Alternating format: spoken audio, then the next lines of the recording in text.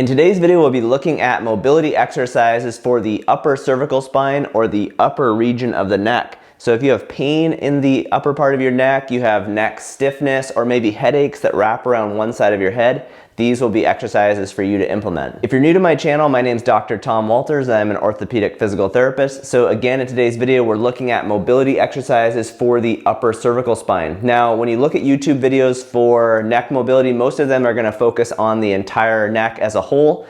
When we look at the neck from a biomechanical standpoint, we can break it up into the upper cervical spine and the lower cervical spine, and these two regions move differently. When we're thinking about the upper portion of the neck, we're really thinking about two primary joints. One is the skull sitting on the first cervical vertebrae, which is called the atlas. So this is called the atlanto-occipital joint, or OA joint. And then the next one down is between our first cervical vertebrae and our second cervical vertebrae, and that's called the AA, or atlanto-axial joint. So we have the atlas and the axis. So we're really thinking about the skull, the atlas, and the axis. And there's just a smaller bit of movement that's available at these joints. So we're gonna look at exercises today that are really specific for those upper two joints in the cervical spine. So again, if you have stiffness or pain kind of right below your skull in that upper part of your neck, or sometimes people get cervicogenic headaches that come from that region, maybe go up the skull or around to one eye. These will be exercises that are good in all of those cases. Our first exercise will be a mobility exercise for the OA joint. This is the atlanto-occipital joint, so the joint between our skull and our first cervical vertebrae, the atlas. Most of the movement that comes from this is flexion and extension movement. So in the upper cervical spine, if we were thinking about the whole neck, flexion would be looking all the way down to our chest and looking all the way up to the ceiling. Now that incorporates all of the cervical vertebrae. To target the upper cervical vertebrae, we're going to think about more of a nodding movement. So you're just going to think about really your skull moving on your neck. So this would look like a chin tuck. So I'm just going like that. So you can see I'm not moving the lower part of my neck. Of course, those lower joints will move a little bit, but I'm really just doing almost like a chin tuck. So I'm thinking about chin tuck is upper cervical flexion. And then if I let my chin come up, that's upper cervical extension. So it's really just a nodding movement. That nodding movement, like if you were saying yes to someone, that is upper cervical flexion and extension, and most of that comes from the OA joint. So what you're gonna do, again, think about kind of sit up straight, shoulders tucked back a little bit. You're going to tuck your chin to get OA flexion, and then you're gonna lift your chin a little bit to get OA extension. So you're just gonna go back and forth like that, and obviously you wouldn't be talking like I am.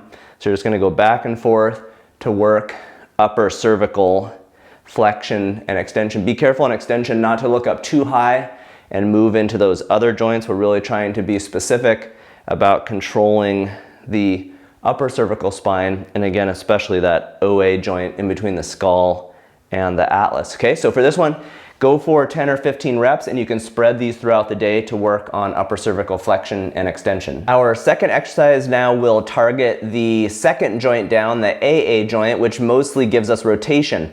The AA joint is responsible for about half of our cervical rotation, so our neck in total will rotate about 80 degrees, and around 45 degrees of that comes from the AA joint, from that upper cervical spine.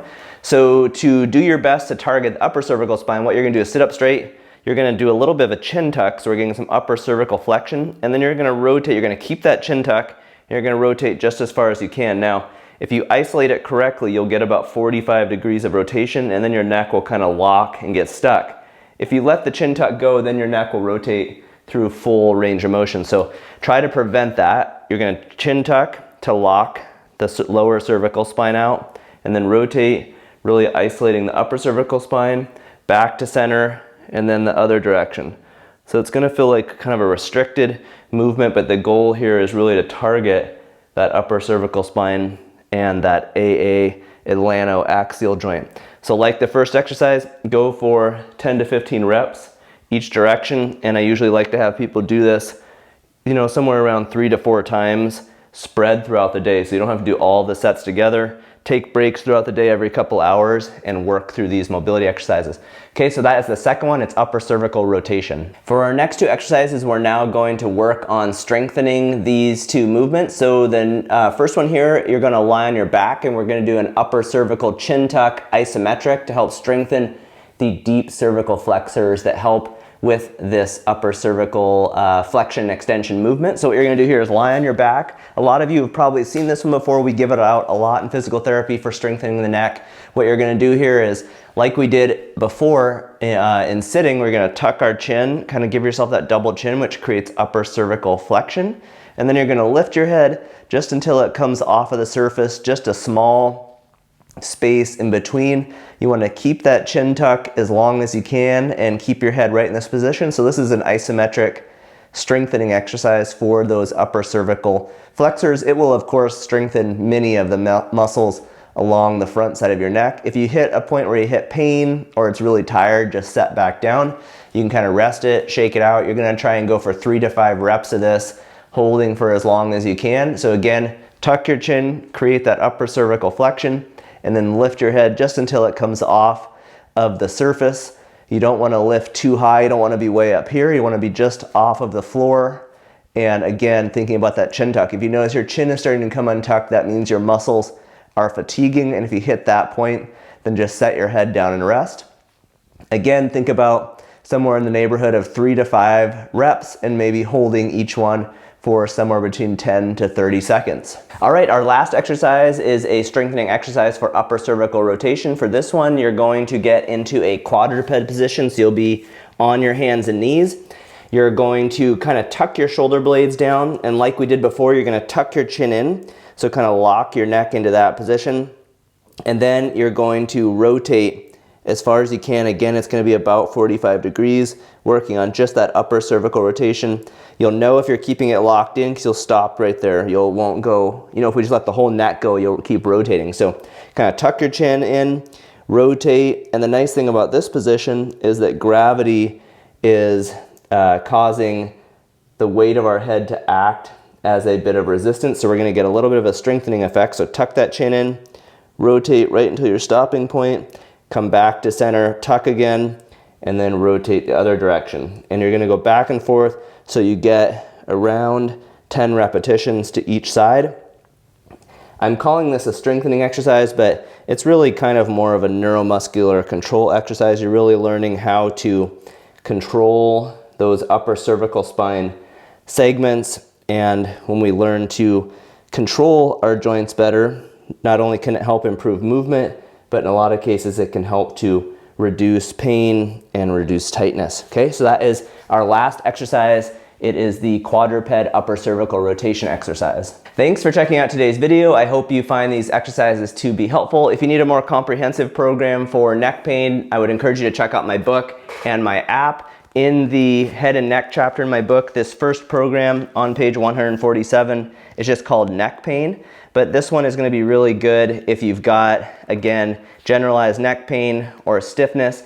It's going to have all kinds of techniques here, soft tissue mobilizations in phase 1. This cervical extensor mobilization can be really helpful if you're dealing with tightness in the upper part of the neck or pain.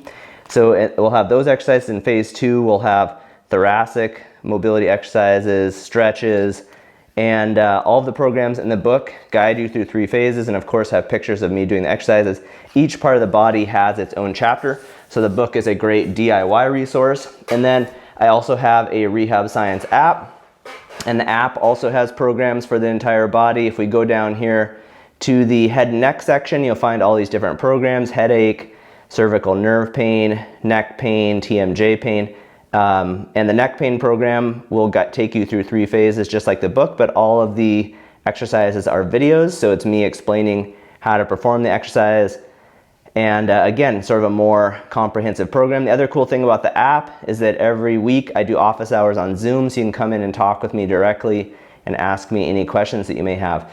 If you want to check out either of these resources, I will put links for them down in the description. Thanks again for checking out today's video. I'll see you in the next one. Bye.